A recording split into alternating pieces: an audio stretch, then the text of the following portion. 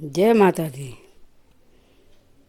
शीर्षक है पिछले जन्म का कर्जा। बहुत समय पहले की बात है। एक गरीब ब्राह्मण परिवार एक गांव में रहता था।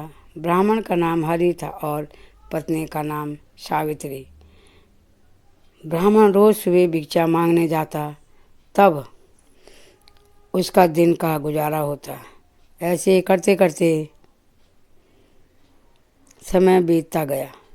एक दिन सावित्री को नन्हा सा प्यारा सा बच्चा हुआ, जिसका नाम उन्होंने गोविंद रखा।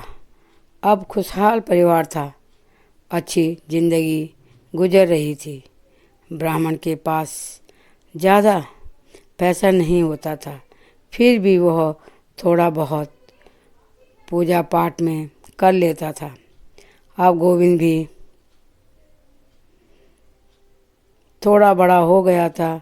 गोविंद 8 साल का था तब तक उसकी माँ चल बसी। तब हरि बहुत परेशान हो गया। अब कैसे भिक्षा लेने जाऊं, पूजा पाठ करूं या बच्चे को पालूं।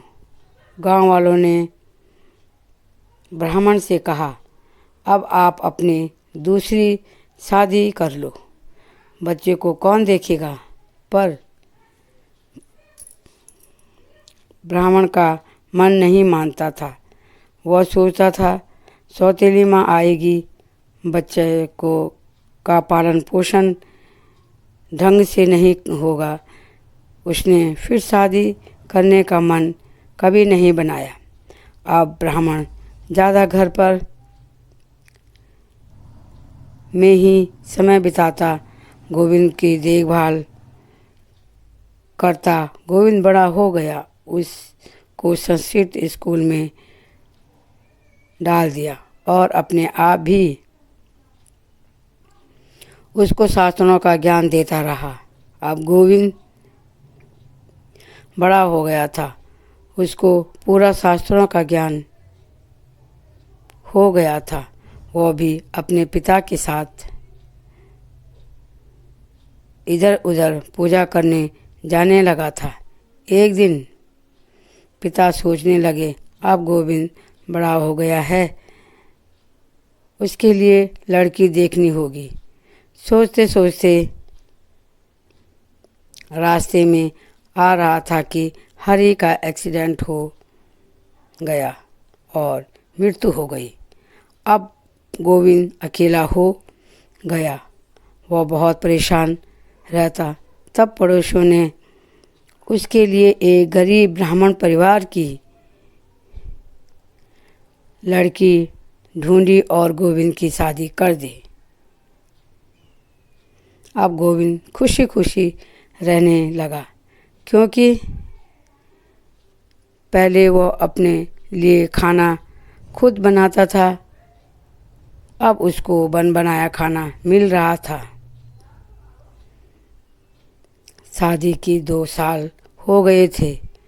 गोविंद की पत्नी का नाम लाजो था। गोविंद को शास्त्रों का अच्छा ज्ञान था, वह हमेशा पूजा पाठ में लगा रहता था। एक दिन लाजो गर्भवती हो गई। अब समय आ गया बच्चे होने का और उसने छोटे से नन्हे बच्चे को जन्म दे दिया। गोविंद ने नए कपड़े पर उठाया और बच्चे को नदी के किनारे लेकर गया। गोविंद ने 3 डुबकी लगाई और बच्चे के बाएं कान में कुछ मंत्र बोले और जोर से फूंक मारी तो बच्चा बोलने लगा। गोविंद ने पूछा, तुम्हारा मेरे ऊपर कर्जा है या मेरा तुम्हारे ऊपर कर्जा है।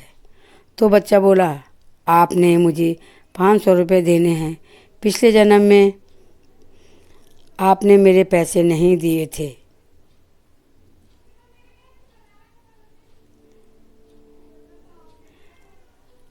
और आपने उधार वापस नहीं किया था, इसलिए मैं इस जन्म में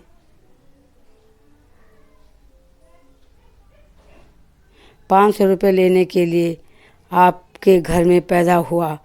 तो गोविंद ने बीच नदी में जाकर उसको 500 रुपये दिए और कहा, अब तेरा मेरा कर्जा ख़त्म हो। तो बच्चा बोला, ठीक है।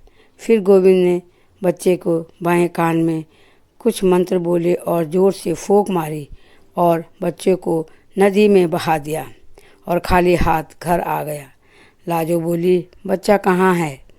गोविंद बोला, उसका मेरा हिसाब बराबर हो गया। उसकी समझ में कुछ नहीं आ रहा था। लाजो फिर पूछी कि मेरा बच्चा कहाँ है? गोविंद ने कहा, सुनो, वो हम उसके कर्जदार थे, इसलिए उसने हमारे घर में जन्म लिया और जब हम उसका कर्जा 500 रुपये पूरे कर देते तो यहाँ से चला जाता, उसकी मृत्यु हो जाती। इससे अच्छा वह अभी हमें छोड़कर चले गया।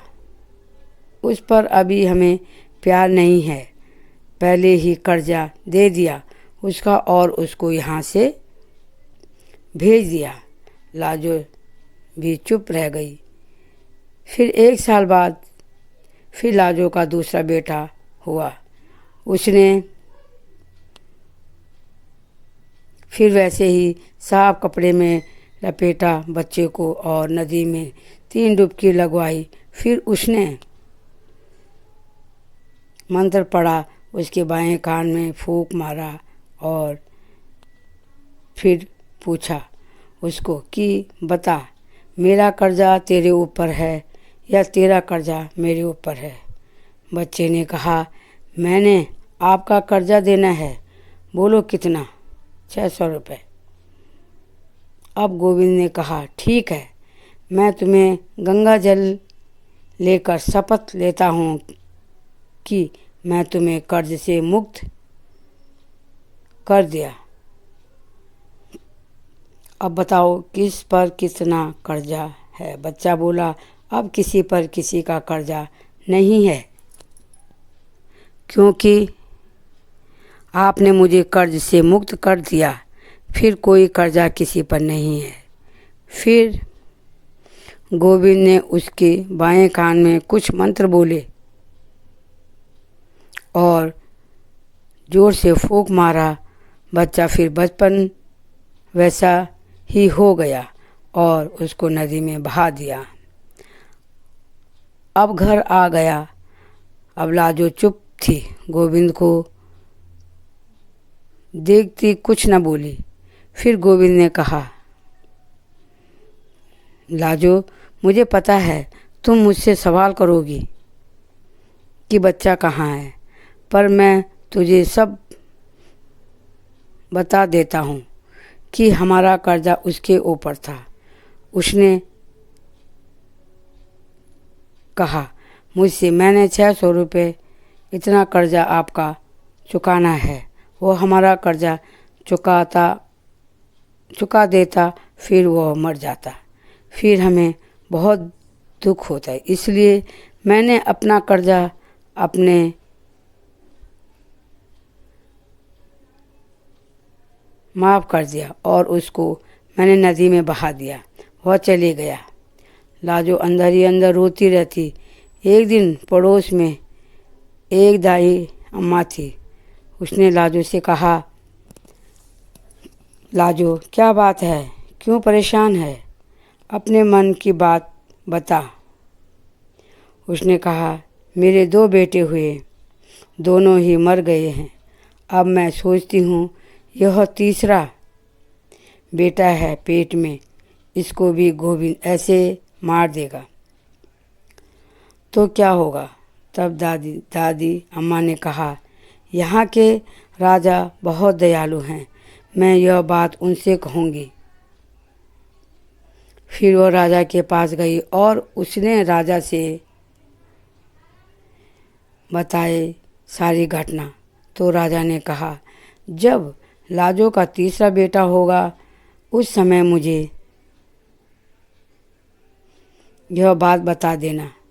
अब वह समय आ गया।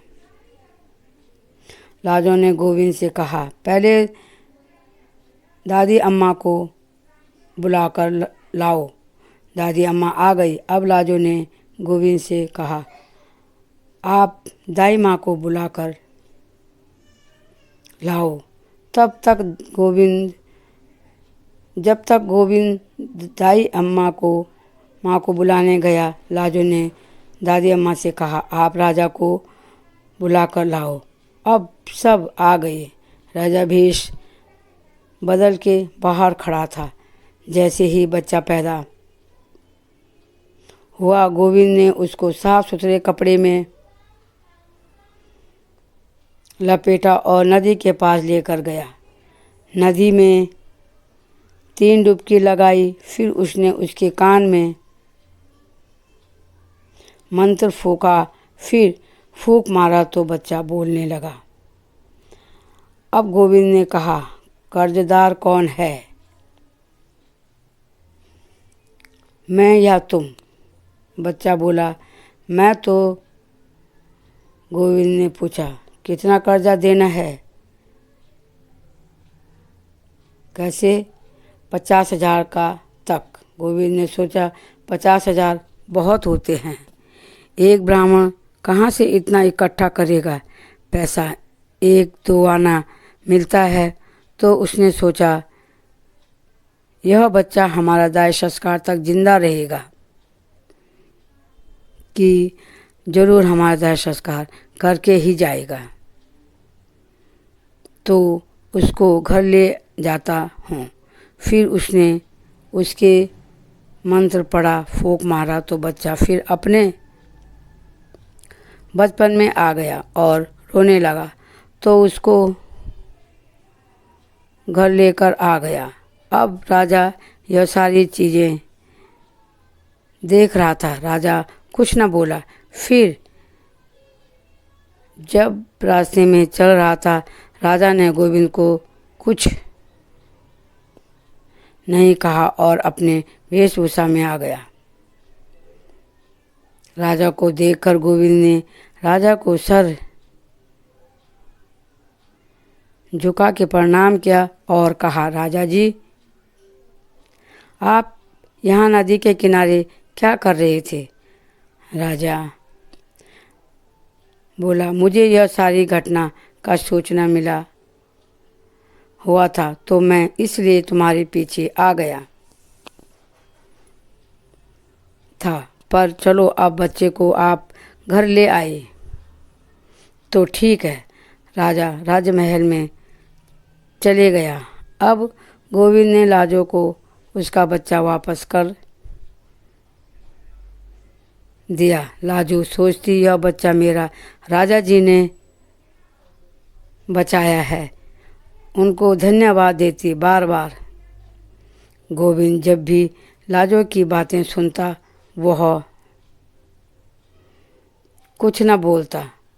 गोविंद को यह बात पता थी कि लाजो ने राजा जी को बुलाया था।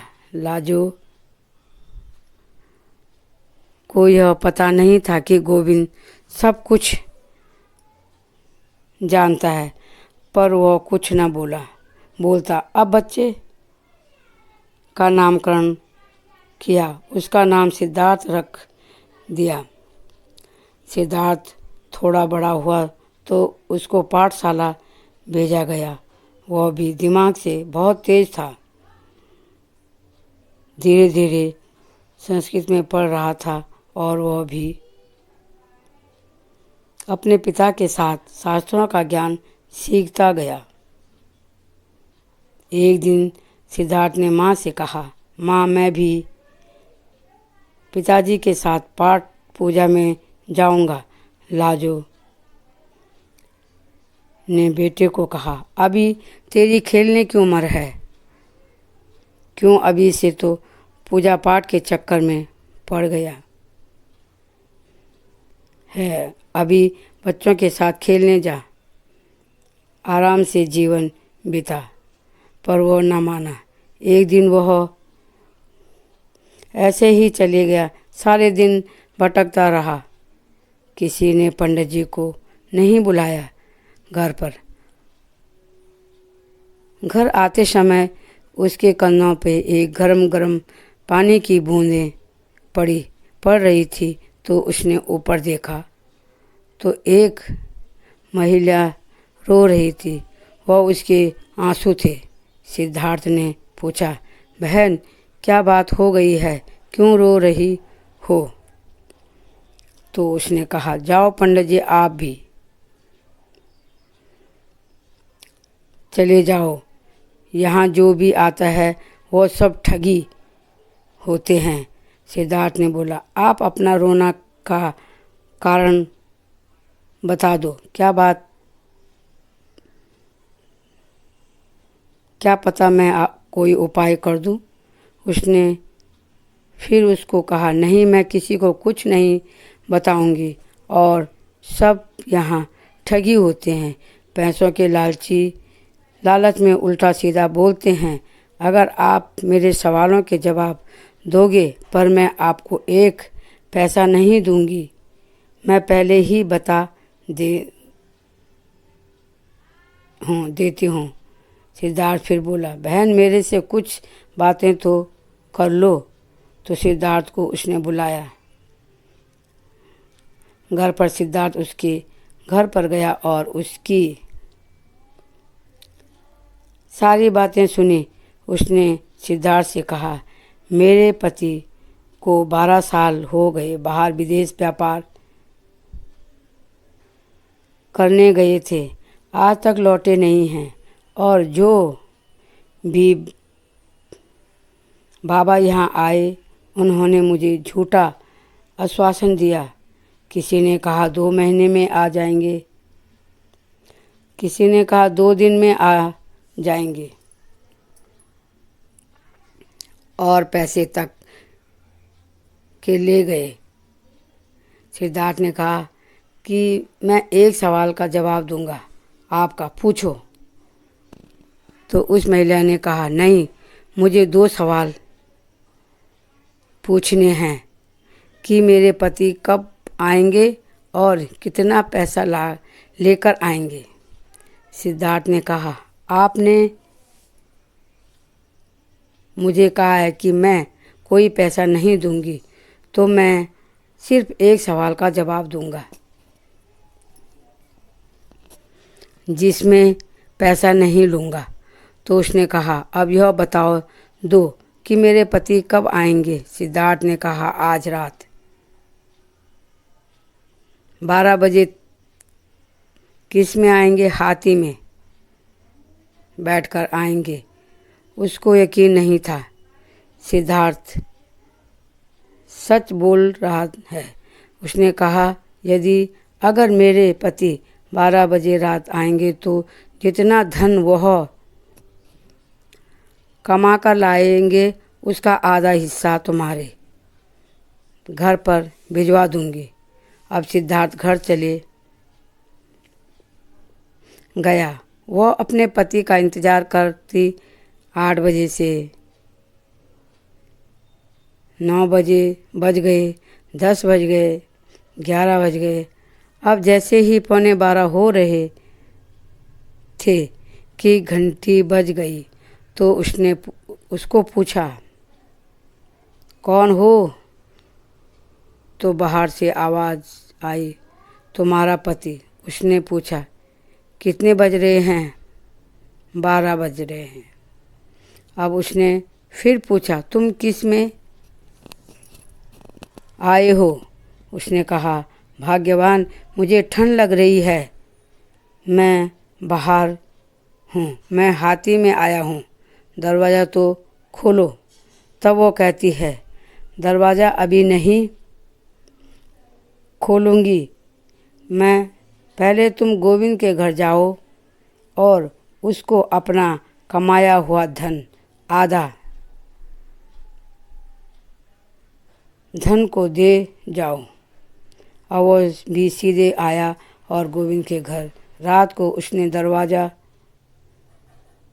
खटखटाया तो लाजो बाहर आई। बाहर एक आदमी खड़ा था जिसने कहा, यह सिद्धार्थ का कर्जा है। मेरी पत्नी ने उसे सवार उधार किया हुआ था, उसको चुकाने आया हूँ। जाओ बहन, एक परात लेकर आ जाओ। और वह एक परात लेकर आई तो उसने बहुत सारा मुद्राएं उस पर रख दी और चले गया। और उसने भी परात को ढक दी। लाजो ने कपड़ा डाला उसके ऊपर और सो गई। सुबह थोड़ी देर हो गई उठने में तो गोविंद बोला, आज उठना नहीं है क्या? पर आज तो लाजो के दिमाग चढ़ा हुआ था, क्योंकि उसका बेटा इतना धन कमा के आ गया। तो उसने गोविंद से कहा, तुम क्या करते रहते हो सारे दिन भर? मेरा बेटा एक दिन में ही इतना सारा धन कमा के ले आया।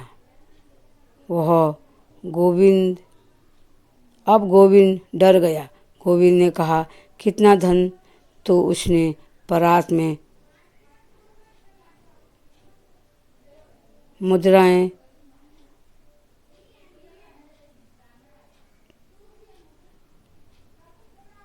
देखी तो वह बोल पड़ा, लाजो अपने बेटे को देखकर जिंदा है या नहीं? लाजो को यह बात बड़ी अटपटी लगी।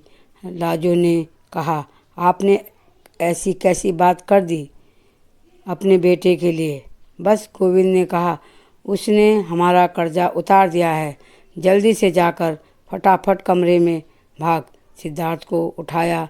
सिद्धार्थ तो रात ही चल बसा। जैसे वह पैसा आया सिद्धार्थ चल बसा। अब लाजो खूब जोर जोर से रोने लगी। तब गोविंद ने कहा, इसीलिए मैंने वो 2 बच्चे नहीं लाया था